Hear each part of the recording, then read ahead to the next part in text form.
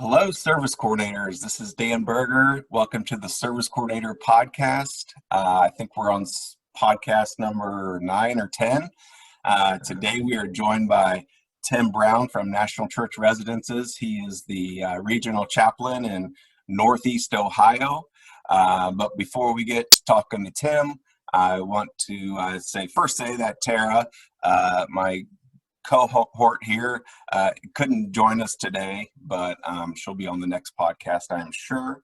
So, and before we get started with Tim, I just want to tell everybody to subscribe to the podcast, whether it's on Apple Podcasts or on YouTube. And then if you guys like it and could leave comments and all that stuff, that actually does a lot of goodwill for us. Helps us continue to do the podcast and bring it to all of you service coordinators all over the country. So thank you for that. So, Tim, welcome to the podcast. And thank you, Dan. I guess I could tell the secret. I mean, we did this about 2 weeks ago, and unfortunately, we lost the episode when it was supposedly recording to my computer. So.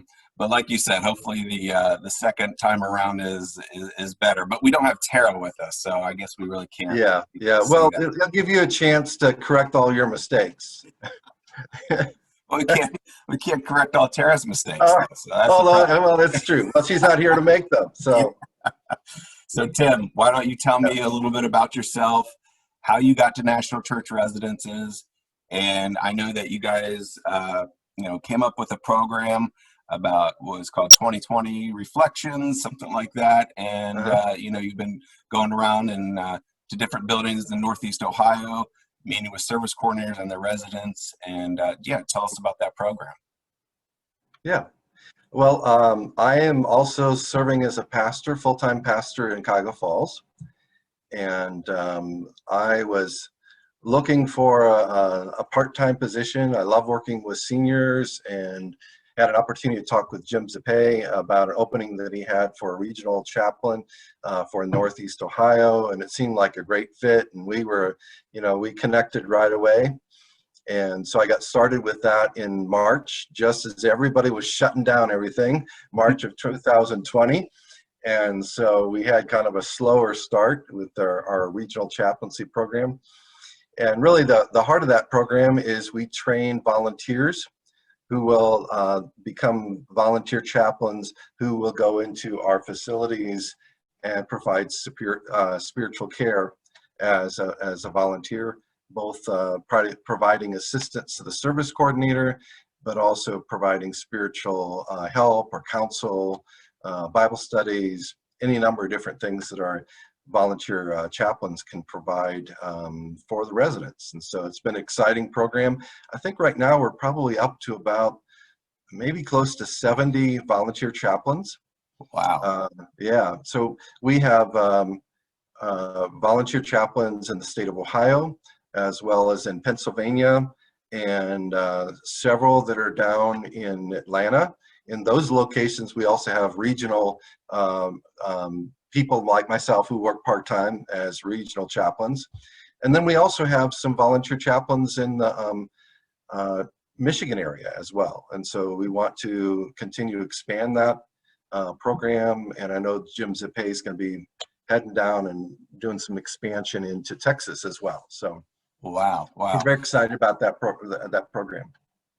So are all those, it's probably, so far has it been strictly National Church Residences buildings that you guys are going into? Because 70 volunteers, that's quite a bit, but this podcast goes out to service coordinators all over the country, those that don't work for National Church Residences. So have you guys thought about, maybe expanding it or putting it out there that, hey, even if you're not under, a National Church Residences umbrella, we would still love to help out?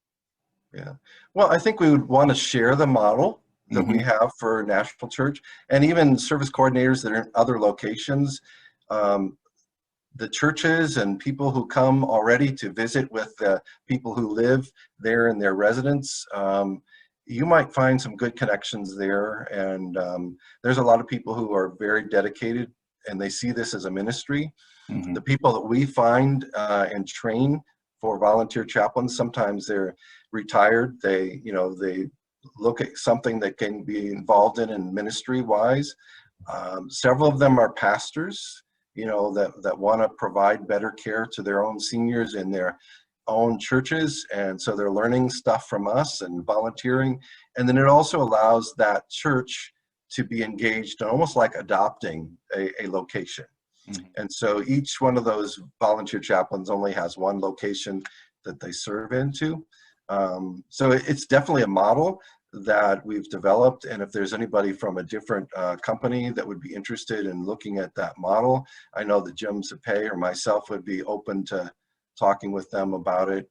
But at this point in time, at least that part of the program would be focused upon the folks with National Church. Right. So how about any stories or success stories as far as you personally were able to go out and see a service coordinator, talk to some what have you been seeing? I can't even remember the last time I was even in a community. I was used to going to communities all the time, and now Yeah. I feel like I haven't been in one for 2 years. So what's that been like, going back into a community and seeing the service coordinators and the residents? Yeah, I've recently, I was just in a location up in Cleveland yesterday, and I got to help with a picnic over in Youngstown and with the facility there. And I think people are excited that the restrictions are a little bit less restrictions. There's still a little bit of apprehension because we've seen that there have been even deaths in our facilities, even in May and June. And so as our general population is going maskless, um, the service coordinators have that challenge of feeling that they want to have a safe environment for the facilities. At the same time, they also understand that the residents, when they leave their facilities and they go out in the general population, nobody's wearing masks. And so there's a little bit of a conflict there with it. But I think the ones that are doing a great job are, they model it. When they're inside, they're wearing their masks. And it's not so much that they are worried that the other person's going to give it to them, as they just are wearing it because they want to honor the seniors. They Right. want to make a safe environment. So that's COVID-19 still continues to be an issue, even though things are opening up, the community rooms are opening up, and people could do things like the 4th of July picnic, that they did over in Youngstown, and so that's really good. But as I was talking to a lady yesterday, she was saying that just because we can take off our masks doesn't mean that everything is just fine and dandy like it was before 2020. Yeah. I mean, so there's a little bit of burnout from a very stressful time. As they were, some of them were telling me, I was painting on a smile all day long because I felt like it was my responsibility to provide an environment for our residents, so that they could know that they're cared about and try to encourage them with all the isolation.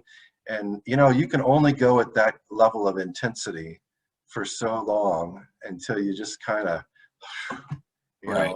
So I feel some of that. I mean, the adrenaline rush when there's a crisis, but when the crisis goes on and on and on like it did, it plays a toll. And so I really, and I hope that this volunteer chaplain program and the regional chaplains can be an assistance in that.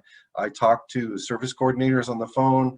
I talk to residents on the phone. And one of the programs that you mentioned was the Reflections of 2020 and Beyond. And that's a program that we've developed really to address and help residents, but I really appreciate when staff has participated in that program. Now, that's kind of a structured program. It's an hour-long program. There's a combination of hymns, times of prayer, and some discussion. And it usually starts with looking at what are the losses that we've all experienced over 2020. And that can be everything from actually having the COVID virus or a neighbor or a friend who died from the virus, to losses, the fact that they missed out on Thanksgiving, they missed out on Christmas, they weren't able to be with their friends who live externally. They weren't able to go to funerals, and so there's a lot of losses. And so that first part of that program is looking at the losses, identifying what that means to us, what that loss really means, and then praying over those things. The hymns I intersperse with that program because most of our seniors, a lot of them have faith and they grew up in the church, but even those who didn't really, when you're singing something like Amazing Grace, that's kind of called the America's hymn. Yeah. Even those who don't have a deep faith, that song somehow helps people to feel a security, that God is there with them and watching over them. Right. And then we kind of move in that program to what have we learned in over 2020. And it's surprising, we have learned a lot of things. Technology is, we know this, technology just made a big difference. We've learned some different things like that. And then we looked at, what are our hopes for the future, going out of this. And so we also interspersed talking about some of the political stuff that was going on and the racial unrest. All of those were weights added on to 2020. And those are losses, but those are things that we also have hopes moving into the future.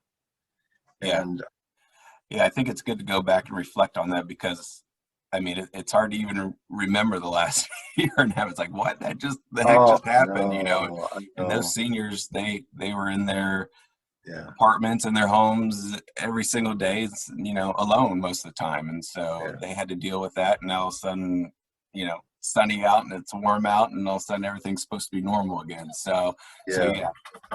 That's my dog in the background. So. All right. We've got a visitor. Yeah. One of the funny stories that I had was I went and did this program, and the one lady was talking to me about her daughter, who was so concerned about her, that she's going to be isolated and alone. No one's there to take care of her. And then her daughter was also kind of fretting over her own life and her own children, and was going on and on. And this dear woman who lives in one of our residents said, just hold it a second. I've lived through wars. I've lived through good presidents, bad presidents. I've lived through crisis. I've lived through a heart surgery. I've lived through all the different things like that. And then she said, honey, we're going to make it through this too. And I love that because I think our seniors, a lot of them are a lot more resilient sometimes than us because they've gone through life experiences that we haven't. Right. So I've learned a whole lot from them. But there's a lot of anxiety. They're still concerned about it even today. And so this is a program that we've made available to the folks who are at National Church residents. But if they are an external location and they like the thought of this program, if they want us to fly us an email at chaplaincy@nationalchurchresidences.org. Okay. Then we can make a contact with them. If we have a chaplain who's close to where their location is, we'll see if we can arrange something. If not, we can maybe make a contact with a local church and find a pastor there. We can give them the program and let them facilitate it. But it's really nice actually when the service coordinators can join in, because I think it's powerful when we can share a little bit of our own life with our residents. Right. Then we seem real to them, don't we? Yeah. And this is something we all went through together. Yeah. And I mean, the residents have all that, experience, but, we know that those residents look up to the service coordinators like sometimes they're the one and only. So, if the service coordinators can participate, that's always the best thing. Get a property manager in there, whoever can participate. Oh yeah, exactly. Best for sure. Yeah, several. I've had a couple of them that I've done where it's been the maintenance people. One of the maintenance guys, he joined in on it too. And I think that one of the things that I've also seen is that in some locations, because the service coordinator was the only person around for all that time, they kind of, how do you put it? They were the ones getting the not abuse necessarily, but they were getting the complaints. There we go. They were getting the complaints because who else are you going to complain to? And so it was difficult for the service coordinator because they had to make some really difficult decisions and difficult steps. Everything from taking out chairs in the lobby area where the residents wanted to sit together but they couldn't. And they're just following the orders from the people above them. But they look like the bad guy, right? They look like the bad guy, and but I really appreciate that for the safety of our residents, our service coordinators have just done an awesome job. They really have. Well, Tim, I appreciate you joining us on the Service Coordinator Podcast. And you're right, service coordinators, have been there through the pandemic for those residents the whole time. And I'm glad that, we've found a program that can maybe help out not only the service corps, but those residents, because we know they've been dealing with grief and loss for so long now. And now, like I said, the sun's shining all of a sudden.